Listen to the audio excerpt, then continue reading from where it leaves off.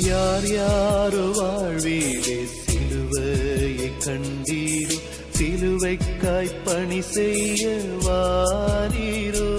கிறிஸ்துவுக்குள் பிரியமானவர்களே, மரணமே உன் கூரெங்கே, பாதாளமே உன் இருளெங்கே என்று சொல்லி மரணத்துக்கும் பாதாளத்துக்கும் சவால் கொடுத்து உயிரோடு எழுந்த பெத்லகேம் பாலகன் இயேசு கிறிஸ்துவின் நாமத்தினாலே உங்கள் அனைவரையும் எழுந்து கட்டுவோம் வாருங்கள் நிகழ்வுக்கு அன்போடு கூட வரவேற்கிறோம். இந்த மாபெரும் நற்செய்தியை நம்முடைய இந்திய தேசத்தின் கிராமங்களிலே சொல்வதற்காக ஒரு 70 பேர் கொண்ட குழுவாக இந்த அமைப்பு இயங்கிக் கொண்டிருக்கிறது. ஆண்டவரின் கிருபையினாலே NGPM நெகேமியா நியூ ஜெனரேஷன் பார்ட்டேக்கர் மூமெண்ட்டுக்கு 80G எக்ஸப்ஷன் இருக்கிறது. உங்களுடைய சிறப்பு நன்கொடைகளுக்கு நீங்கள் வரி விலக்கு பெற்றுக்கொள்ளலாம். அருமையானவர்களே, நாம் தேசம் எங்கிலேயும் 24 மாநிலத்திலையும் நேபாள் நாட்டில் 6 மாநிலத்திலையும் நம்முடைய மிஷினரிகள் தங்கியிருந்து இயேசு கிறிஸ்துவே இரட்சகர் என்பதை அறிவிக்கிற பணியில் ஈடுபட்டிருக்கிறார்கள். அருமையானவர்களே, நம்முடைய ஆண்டவராகிய இயேசு கிறிஸ்து அசுத்தாவியின் மேலே ஜெயம் பெற்றிருக்கிறவர், மரணத்தின் மேலே ஜெயம் பெற்றிருக்கிறவர், வியாதியின் மேலே ஜெயம் பெற்றிருக்கிறவர். இந்த நல்ல செய்தி நம்முடைய நாட்டு மக்களுக்கு தேவை. நம்முடைய நாட்டு மக்கள் வேதனையோடும் கண்ணீரோடும் நிம்மதி இல்லாதபடி, சமாதானம் இல்லாதபடி, எங்கு போனால் எனக்கு நிம்மதி கிடைக்கும்னு சொல்லி தேடி அலைந்து கொண்டிருக்கிறவர்களுக்கு நீ தேடுகிற நிம்மதி, நீங்கள் தேடுகிற சமாதானம் இயேசு கிறிஸ்துவிலே உண்டு என்பதை அறிவிக்கிற பணியில் ஈடுபட்டிருக்கிறோம். எங்களுக்காக ஜெபித்து கொள்ளுங்கள். நாம் இதுவரையிலும் செய்த ஊழியத்தின் விளைவாக சுமார் 545 கிராமங்களிலே சபைகளை உருவாக்குவதற்கும் ஆண்டவரின் கிருபையினாலே கடந்த நாளில் நம்முடைய பணித்தளங்களில் நடந்த ஒரு நிகழ்வு, பஞ்சாப் என்கிற இடத்துல மோகா என்கிற ஒரு பணித்தளத்தில் ஒரு ஆலயம் கட்டியிருந்தோம். அந்த ஆலயத்தை கட்டுவதற்கு காரணமாக இருந்தவர் குருநானக் என்று சொல்லி அந்த சீக்கிய மத குருவானவர். அவர் ஏற்கனவே சீக்கிய அந்த புராணங்களை எல்லாம் தெளிவாக படித்து அறிந்திருந்தவர். என்றால் அவருடைய வீட்டில் நிம்மதி கிடையாது, அவருடைய குடும்பத்தில் பிரச்சனை, ஏகமான கடன் தொல்லைகள். ஆக இப்படி இருக்கிற நிலையில் ஒரு நாள் நம்முடைய ஊழியர் அவரை சந்தித்து இயேசு கிறிஸ்துவின் நற்செய்தி புஸ்தகங்களை புதிய ஏற்பாடையும் கொடுத்திருக்கிறார்.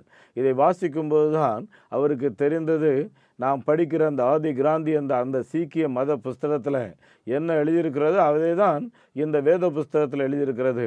வேத புஸ்தகம் எழுதி 4000 வருஷம் ஆயிடுச்சு, ஆனால் இந்த வேதம் எழுதி 500 வருஷந்தாச்சு. அப்படின்னா இதுதான் உண்மைன்னு சொல்லி மேலும் மேலும் படிக்க ஆரம்பித்தார். அதோடு கூட அவருடைய பிரச்சனைகளை ஊழியரோடு பகிர்ந்து கொள்ளும்போது மிஷினரியும் அவருமாக சேர்ந்து 2 பேரும் ஜெபம் பண்ணும்போது அவரை அறியாமலே ஒரு சமாதானத்தை இருதயத்தில் அனுபவித்த அப்பொழுதுதான் நினைத்தாராம், நம்முடைய குரு நல்ல போதனையை தந்திருக்கிறார், ஆனால் இயேசு கிறிஸ்துவனிடத்தில் தான் வல்லமை இருக்கிறது, இந்த இயேசு கிறிஸ்து தான் நமக்கு வேணும்னு சொல்லி ஏற்றுக்கொண்டு தொடர்ந்து சத்தியத்தை வாசித்தார், திருமுழுக்கு எடுத்தார், தன்னுடைய கிராம மக்களுக்கு போதிக்க ஆரம்பித்தார். அதன் மூலமாக சபை பெருகி அநேகர் ஆண்டுடைய பிள்ளைகளாக மாறினார்கள். இந்த ஆலய பிரதிஷ்டைக்கு சற்று முன்பு அங்கு சில குழப்பங்கள் ஏற்பட்டுவிட்டது.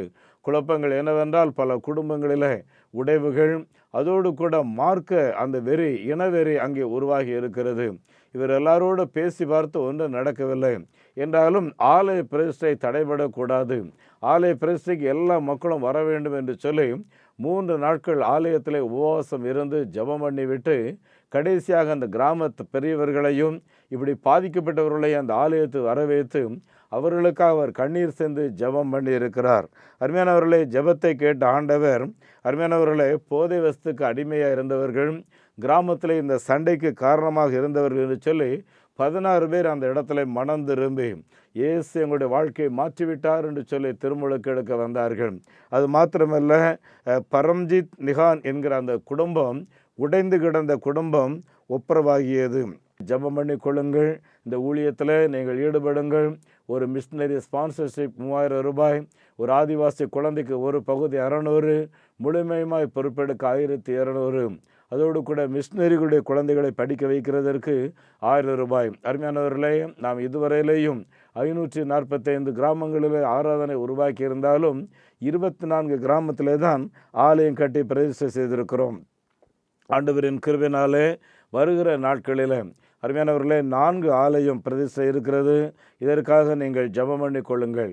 கடந்த நவம்பர் மாதத்தில் ஆண்டவருடைய பெரிய கிருபையினாலே ராஜஸ்தான், இமாச்சல் பிரதேசத்தில் ஒரு ஆலயத்தையும், ராஜஸ்தானில் ஒரு ஆலயத்தையும், பஞ்சாபில் ஒரு ஆலயத்தை பிரதிஷ்டை செய்வதற்கு ஆண்டவர் உதவி செய்தார். அதோடு கூட அன்புக்குரியவர்களே, இந்த வருகிற நாட்களில் வருகிற ஞாயிற்றுக்கிழமை பஞ்சாபில் பட்டிண்டாங்கிற இடத்துல ஒரு ஆலய பிரதிஷ்டை இருக்கிறது. அதோடு கூட ராஜஸ்தானில் திமாத்பூர் என்கிற இடத்துல ஒரு ஆலய பிரதிஷ்டை இருக்கிறது. ஒரிசாவில் லெட்டிரிகா கெம்பிரிக்கா என்கிற 2 கிராமத்திலையும், ஆந்திராவில் புங்குனூர் என்கிற கிராமத்து பகுதிகளிலேயும் ஆலய பிரதிஷ்டைகள் கிறிஸ்துமஸ் முன்னாலே செய்ய வேண்டும் என்று சொல்லி வாஞ்சித்து ஆயத்தம் செய்து கொண்டிருக்கிறோம். இந்த ஆலய கட்டுமான பணியில் நீங்களும் ஈடுபடலாம். அருமையானவர்களை, உங்களால் இயன்றவைகளை அனுப்பலாம். உங்கள் குடும்பத்தின் சார்பில் ஒரு ஆலயம் கட்டணும்னு யோசித்தீங்கன்னா நல்ல பக்கா எலிவேஷனோட ஒரு 800 ஸ்கொயர் ஃபீட்டில் கட்டி எழுப்புவதற்கு ஒரு 7 லட்சம் ரூபாய் தேவை. அருமையானவர்களே, சுமாராக ஒரு கட்டி எழுப்புவதற்கு 5 லட்சம் ரூபாய் தேவை. அதோடு கூட 3 லட்சம் ரூபாய்க்கு கச்சா ஆலயம் கட்டுகிறோம். உங்களுடைய வசதிப்படி நீங்கள் செய்யலாம். உங்கள் ஆண்டவர் எவ்வளவு கொடுக்கும்படி ஏவுகிறாரோ அனுப்பி வையுங்கள். அன்புக்குரியவர்களே, இந்த இயக்கத்தின் ஊழியங்களை ஆதரிக்கிறதற்காக எங்களுடைய வங்கி எண்ணை நீங்கள் குறித்து வைத்துக் கொள்ளுங்கள். Salvation mission partaker moment SMPM account number 088607300000169. IFSC code SIPL 0000886. அதோடு கூட நெகேமியா new generation partaker moment State Bank of India 42 17 80 20 691. IFSC code SPIN 0061767. எங்களுடைய தொலைபேசி எண்ணை தயவுசெய்து குறித்து வைத்துக் கொள்ளுங்கள். 90 43 86 7550 9043867550. அதோடு கூட எங்களுடைய இன்னொரு தொலைபேசி எண் 9447375550 9447375550. தொடர்ந்து எங்களுக்காக ஜெபியுங்கள். நாங்களும் உங்களுக்காய் கருத்தாக ஜெபிக்கிறோம். நிச்சயமாய் ஆண்டவர் உங்களுடைய சிறையிருப்பை மாற்றி போடுவார். நம்முடைய ஆண்டவராகிய இயேசு கிறிஸ்து லூக்கா 18வது அதிகாரத்தின் 8வது வசனத்தில் சொல்லும்போது, மனுஷகுமாரன் வரும்போது விசுவாசத்தை காண்பாரோ என்று சொல்லி சொன்னார். ஏன் அந்த வார்த்தையை சொல்ல வேண்டும்? அருமையானவர்களே, இயேசு பிறக்கும்போது எப்படிப்பட்ட ஒரு பெரிய போராட்டம், ஒரு பெரிய கலவரமான சூழ்நிலை, ஒரு எதிர்பார்ப்பு இருந்ததோ அதை விட அதிகமான ஒரு எதிர்பார்ப்பு நிறைந்த ஒரு காலம்தான் இந்த காலம். பார்த்துக்குங்க அன்புக்குரியவர்களே, ஒரு சமாதானமாக வாழ்கிறதுக்கான சூழ்நிலை கிடையாது. குடும்பத்தில் பயங்கர சுயநலம். பார்த்துக்குங்க, கணவன் மனைவிக்குள்ள ஒருமனம் கிடையாது. பிள்ளைகள் வளர்ந்து படிச்சிட்டாங்கன்னா அவங்க நினைக்கிறதெல்லாம் செய்யணும்னு நினைக்கிறாங்க. அன்புக்குரியவர்களே, இப்படிப்பட்ட காலங்களில் சில வீடுகளில் மனைவிமார் தங்களுடைய கணவன் வீட்டில் இருக்கிற பொருளை எடுத்து திருடின்னு சொல்லலாம், அதை மற்றவர்களுக்கு கொடுக்குறாங்க. பார்த்துக்குங்க, தங்களுடைய சொந்த குடும்பத்து பிள்ளைகள் கொடுக்குறாங்க. அவங்க கூட பிறந்தவங்களுக்கு அம்மா கொடுக்குறதுல தப்பு இல்லை. ஆனால் கணவனுடைய ஆலோசனையின் பேரில், அனுமதியின் பேரில் தான் அதை செய்ய வேண்டும். அன்பானவர்களே, இப்படிப்பட்ட ஒரு பயங்கர நெருக்கமான ஒரு காலம் இருக்கிறதுனால தான் இயேசு சோர்ந்து போகாமல் ஜெபம் பண்ண வேண்டும் என்பதை குறித்து சொல்லும்போது தான் இந்த வார்த்தை சொல்கிறாரு, மனுஷகுமாரன் வரும்போது விசுவாசத்தை காண்பாரோம். சற்று யோசித்து பாருங்கள் அன்பானவர்களே, இப்படிப்பட்ட சூழ்நிலைகள் நடுவில் ஜெபிக்க மனமில்லை என்றாலும், வேதம் வாசிக்க மனமில்லை என்றாலும், அருமையானவர்களே, ஆண்டவரை துதிக்க மனமில்லை என்றாலும் நாம் ஜெபிக்க வேண்டும். இன்னும் கேட்டிங்கன்னா, ஒரு சில காரியங்களுக்காக ஒரு பிடிவாதமாக, ஒரு போராட்டமாக ஜெபிக்க வேண்டும். ஏனென்றால் அது தேவ சித்தம். ஒன்றை கவனியுங்க, உங்கள் வீட்டில் இருக்கிற எல்லாரும், உங்கள் கணவர், உங்கள் பிள்ளைங்க மனம் திரும்ப வேண்டும், ரட்சிக்கப்பட வேண்டும். இது தேவ சித்தம். ஆகவே போராடி ஜெபிக்கிறதுல, பிடிவாதமாக ஜெபிக்கிறதுல தப்பே கிடையாது. பார்த்துக்குங்க, போராட்டங்களை பார்த்து நீங்கள் சோர்ந்து போயிடாதீர்கள் என்று சொல்லுகிறார். அருமையானவர்களே, யூதேயா நாட்டில் இதே ஒரு பயங்கரமான நிலை இருக்கிற காலங்களில் தான் ஏசாயா தீர்க்கதரிசி அங்கு ஜனங்களை தேற்றி கொண்டிருக்கிறார். அப்படி தேற்றி கொண்டிருக்கும்போது ஆண்டவர்கிட்டருந்து திடீர்னு ஒரு வார்த்தை வருது. ஏசாயா 9வது அதிகாரம் 12வது வசனத்தில், இருளில் நடக்கிற ஜனங்கள் பெரிய வெளிச்சத்தை கண்டார்கள், மரண இருளில் குடியிருக்கிறவர்கள் மேல் வெளிச்சம் உதித்தது என் அன்பு சகோதரனே, சகோதரியே, ஒருவேளை மரணம்தான் என்னுடைய வாழ்க்கைக்கு முடிவு அப்படின்னு வெறுத்து போய் இருப்பீங்கன்னா, இயேசு உங்களுடைய வாழ்க்கையை ஒளியாக்க விரும்புகிறார். என் அன்புக்குரிய தேவனுடைய பிள்ளையே, நடந்த ஒரு சம்பவத்தை சொல்கிறேன். அந்த வீட்டில் பயங்கர கடன். ஜோசியக்காரங்க சொல்லிட்டாங்க, எந்திரிக்கவே முடியாது. வாலிப பிள்ளை வீட்டில் உட்காந்துருக்கா, கல்யாணம் ஆகவில்லை, எல்லாமே சாபக்கேடு, கடன். அப்படிப்பட்ட நிலையில் எல்லாரும் அவங்க வேதனைப்படுத்துகிறபடி நடந்து கொண்டதுனால குடும்பமாக தற்கொலை பண்ணுவதற்காக மருந்து கலந்து சாப்பாடோடு இருக்கும்போது தான் மிஷினரி டாண்டர் பேசுகிறாரு, வேகமாக அந்த வீட்டுக்கு போ, கிருஷ்ணப்பா அப்படின்னு சொல்லி கதவை தட்டுறாரு. யார் இந்த நேரத்தில் கதவை தட்டுறது? உள்ளே போகிறாரு. மிஷினரி அவங்கள பார்த்து சொல்கிறாரு, இயேசு உங்களை நேசிக்கிறார், உங்களுக்காக ஜெபம் பண்ணும்படி, உங்களுக்கு மறுவாழ்வு கொடுக்கும்படி, உங்களுடைய பிரச்சனையை மாற்றும்படி இயேசுனை அனுப்பி இருக்கிறார் என்று சொல்லி அந்த வீட்டில் அந்த சகோதரன் சத்தியத்தை சொல்லி அவங்களுக்காக ஜெபம் பண்ணிட்டு, இதெல்லாம் என்னன்னு கேட்டால் உணவில் விஷம் தூக்கி எல்லாத்தையும் பள்ளம் தோண்டி அதில் புதைச்சிட்டு அந்த குடும்பத்தாருக்காக ஜெபம் பண்ணிட்டு, இயேசுவை ஆராதியுங்க, உங்கள் குடும்பத்தின் சாப நிலை மாறும். என் அன்புக்குரிய தேவனுடைய பிள்ளையே, இருளில் நடக்கிற ஜனங்கள் பெரிய வெளிச்சத்தை கண்டார்கள். ஒரு மாபெரும் ஆசீர்வாதத்தை உங்கள் குடும்பத்தில் கொடுக்கறதுக்காகத்தான் கர்த்தராகிய இயேசு கிறிஸ்து இந்த உலகத்திற்கு மனிதனாக வந்தார். என் அன்புக்குரிய தேவனுடைய பிள்ளையே, இந்த காலகட்டங்களில் அந்த விசுவாசத்தோடு ஒரு பிடிவாதமான ஒரு போராட்டமான ஜெபம் நம்ம எல்லாருடைய வாழ்க்கையிலையும் இருக்க வேண்டும். அன்றைக்கு தேவாலயத்தில் மிகுந்த எதிர்பார்ப்போடு கூட ஒரு 85 வயது தாத்தா உட்கார்ந்திருந்தார்.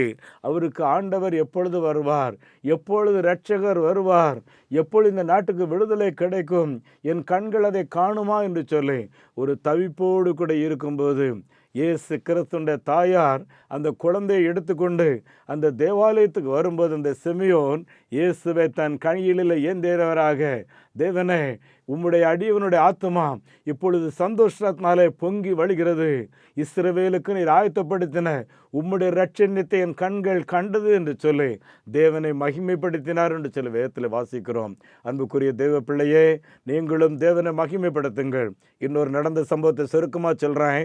ரோம சக்கரவர்த்தி கான்ஸ்டன்டன் மனம் உடைந்து போய் தற்கொலைக்காய் நிற்கிற நேரத்தில் அவங்க அம்மா சொன்னாங்களாம், தம்பி, நீ ஒரு சக்கரவர்த்தி, நான் ஆராதிக்கிற இயேசுவினிடத்தில் உனக்காய் செபிக்கிறேன், நான் முழங்கால் யுத்தத்துக்கு போகிறேன், நீ யுத்த காலத்துக்கு போ, இயேசு உனக்கு வெற்றியை தருவார். என் அன்புக்குரிய தேவ பிள்ளையே, அந்த இடத்துல கான்ஸ்டன்டன் வெற்றி பெற்றதுனால அந்த நாள் தொடக்கம் இயேசுவே ஆண்டவர் என்று சொல்லி ஏற்றுக்கொண்டு இந்த வாழ்க்கையில மாத்திரமல்ல உலகமெங்கிலேயும் இந்த இயேசு கிறிஸ்துவே இரட்சகர் என்பதை அறிக்கையிட வைத்தது மாத்திரமல்ல, இன்றைக்கு ஞாயிற்றுக்கிழமை விடுமுறைன்னு வைத்திருக்கிறோமே, இந்த ஞாயிற்றுக்கிழமை ஆண்டவரை ஆராதிக்கிறதற்காக ஒரு டிக்ளரேஷன் கான்ஸ்டன்டன் என்ற மன்னல் மூலமாக உலகிற்கு கொடுக்கப்பட்டது. என் அன்புக்குரிய தேவ பிள்ளையே, உங்கள் வாழ்க்கையில் இருக்க இருளும் நிச்சயமாய் மாறும்.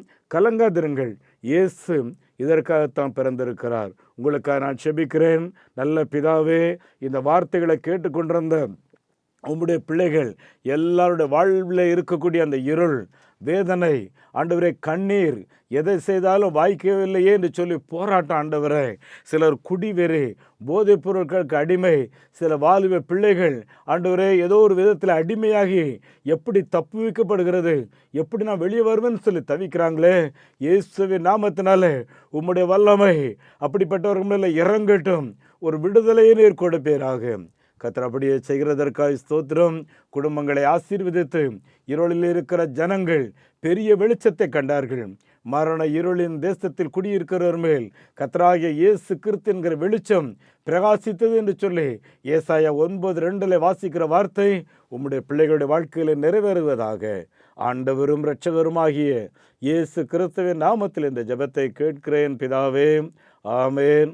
நம்முடைய ஆண்டவர் இயேசு கிறிஸ்துவனுடைய கிருபையும் பிதாவாகிய கடவுளின் அன்பும் பரிசுத்த ஆவியானவரின் நடத்தல் பிரசன்னம் ஆசீர்வாதம் இந்த வார்த்தைகளை கேட்ட ஒவ்வொருவரோடு கூட தங்கியிருப்பதாக. ஆமேன். இந்த மாபெரும் நற்செய்தி பணியில் ஒரு ஆதிவாசி குழந்தைய நீங்கள் 600 ரூபாய் கொடுத்து படிக்க வைக்கலாமே, உங்களால் ஏன்ற தொகையை கொடுத்து ஒரு ஆலயங்கள் கட்டுவதற்கு தீர்மானம் எடுக்கலாமே, உங்களுடைய பங்குகள் என்ன?